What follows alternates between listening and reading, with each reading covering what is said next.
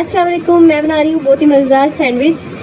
तो इसके लिए सबसे पहले मैंने आलू बॉईल कर रही है 3-4 छोटे साइज़ के, और चिकन बॉईल कर लिया है। ये देखें मैंने बहुत अच्छी तरह से मैश किया है। इसमें चिकन ऐड किया है 1 कप, काली मिर्च, नमक और चिकन पाउडर को अच्छी तरह से इसको डाल के मिक्स कर लेना है। आलू बहुत ज़्यादा नरम होने चाहिए। मेयोनीज़ इसमें मिक्स करेंगे, आप क्रीम भी मिक्स कर सकते हैं। सुरख मिर्च भी डालनी है और नरम सा पेस्ट बना लेना है। ब्रेड लेनी है, ब्रेड के ऊपर हमने इस पेस्ट को अच्छी तरह से लगा लेना है और इसको कट कर लेना है। ये देखिए मैंने इसको अच्छी तरह से इसके ऊपर लगा लिया है। मेयोनीज़ इसीलिए लगाई थी ताकि इससे अच्छी तरह चिपक जाए। इनको दरमियान में से काटेंगे, काटने के बाद इसको अंडे में डिप करेंगे और फिर ब्रेड क्रम्ब लगाएंगे और फिर इसको हल्की आंच पे इस पका लेंगे। ये देखिए जी, हमारे जो है सैंडविच बहुत जल्दी और बहुत ही मज़े के तैयार हो जाएंगे।